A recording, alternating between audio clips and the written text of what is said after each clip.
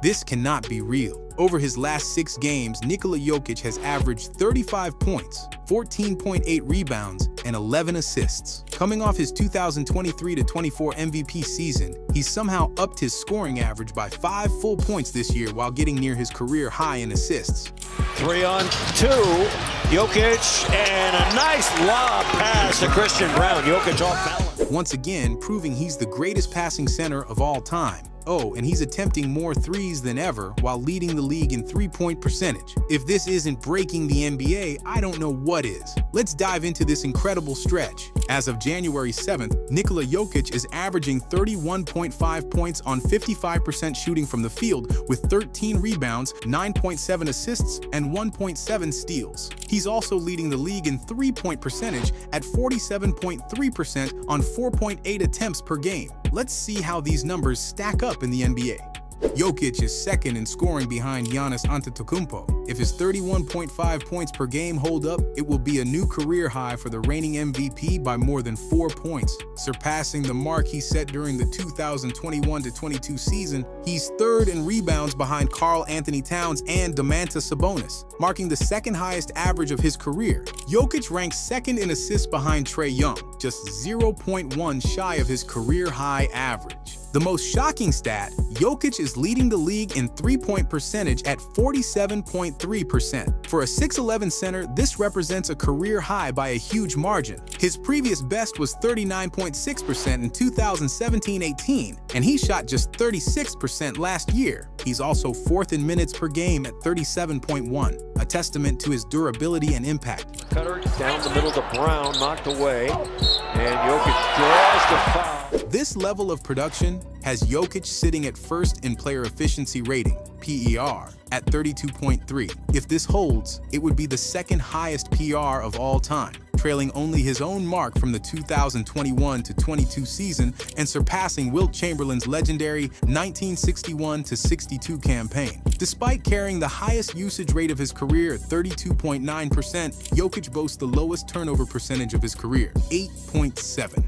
The Nuggets entered this season with plenty of question marks. Another key piece of their championship core departed, to the frustration of the coaching staff, and Denver took a gamble on Russell Westbrook, the former MVP and triple-double machine, to bolster their rotation on the cheap. Jamal Murray, Denver's second star and Jokic's trusted pick-and-roll partner, is having his most inefficient season in the last 3 years. Aaron Gordon, their best defensive player and a key Jokic collaborator, is missing another prolonged stretch of games with a right calf strain, the same injury that sidelined him for 10 games in November. This has placed Denver's dependence on Jokic at an all-time high. According to Cleaning the Glass, the Nuggets are an incredible 30 points better per 100 possessions when Jokic is on the floor. With him, their offense outpaces league leaders like Boston and Cleveland.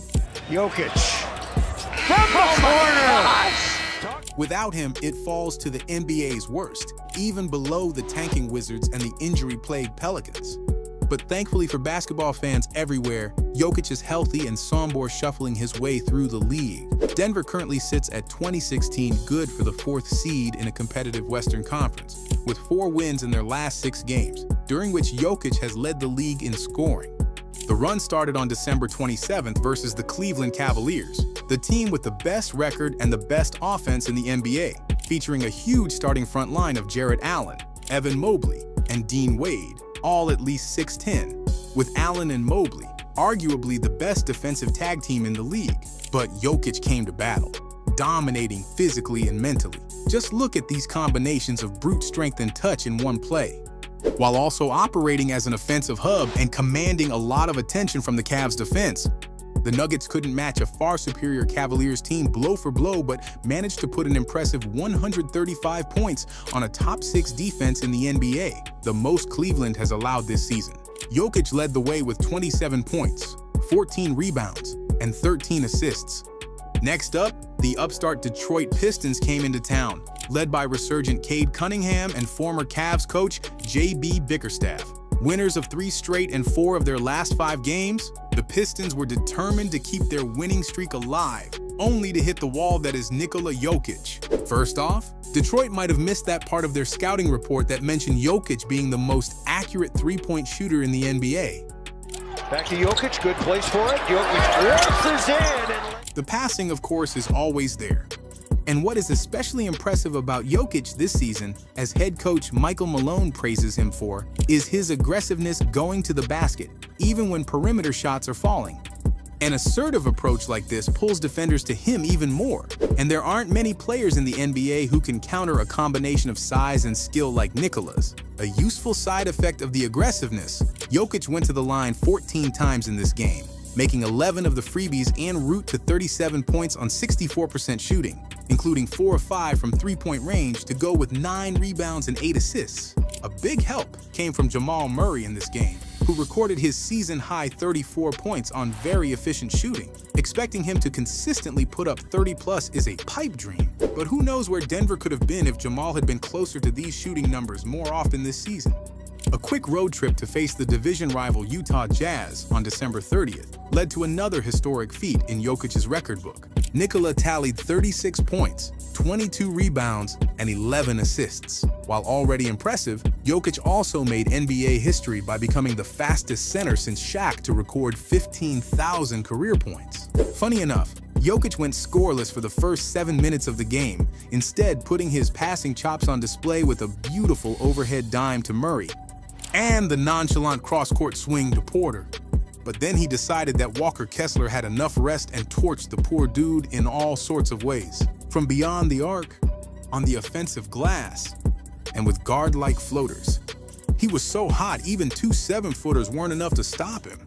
Denver opened their 2025 slate against another eager team from the East on a 4-game winning streak, the Atlanta Hawks, and the league-leading assist man, Trae Young. Well, Jokic and the Nuggets made sure Young wasn't the leading passer in that game, with Nikola dropping 15 dimes along with 17 rebounds and 23 points in an easy 19-point win for Denver. Another fun historical fact, Jokic recorded the 7th fastest triple-double. While an impressive feat, recording triple-doubles early in games is something he's familiar with. He also holds the record for the fastest in NBA history. In typical showman fashion, Nikola saved the best 2 for last. An instant classic back-to-back duel with the San Antonio Spurs and Victor Wembanyama, the league leader in blocked shots and the odds-on favorite to win the Defensive Player of the Year award. We broke down this legendary head-to-head battle in detail in the video below. Without Gordon as his defensive safety net, Jokic had to deal with Wemby's perimeter skill set and length. Murray's reversion to his inefficient ways put a huge responsibility on Jokic, so just staying close to the Spurs required him to carry a heavy load. 41 points, 18 rebounds, 9 assists, and a 49% usage rate, his second highest mark of the season. Unfortunately for the Nuggets, Jokic's second turnover of the game turned out to be the most costly. He went for his patented Sombor shuffle, decided to pass off to Michael Porter in the opposite corner, but had the pass tipped by Wemby for an easy Spurs dunk at the other end. Jokic backing in. Jokic falling away. Intercepted! Devin Vassell. With a quick turnaround and a trip from Colorado to Texas, most fans would expect a younger Spurs squad to have an advantage in the second game of the back-to-back set, and that was the case in the first 4 minutes of the opening period. However, the Nuggets managed to put Wemby in early foul trouble, and Jokic feasted on the Spurs' backup bigs, scoring 14 first-quarter points. After a back-and-forth second quarter, the Spurs used hot shooting from their wings to take a 12-point lead early in the third, forcing Denver to play catch-up for most of the second half. Behind another 13-point quarter from Jokic and timely shooting from Michael Porter, the Nuggets pushed the game into overtime.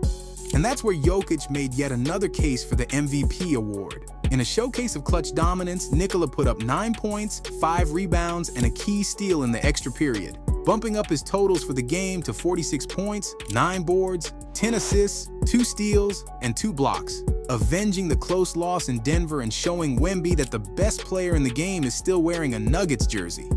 Jokic has been the best player in the NBA for several years now and is already considered one of the greatest centers in basketball history. But the run of dominance he's currently on is nothing short of spectacular, even by his own lofty standards. Do you think he can sustain this level of excellence? Let us know your thoughts in the comments below. If you enjoyed this video, don't forget to like, subscribe to our channel, and hit the notification bell so you never miss our latest content. Thanks for watching, and we'll see you in the next video.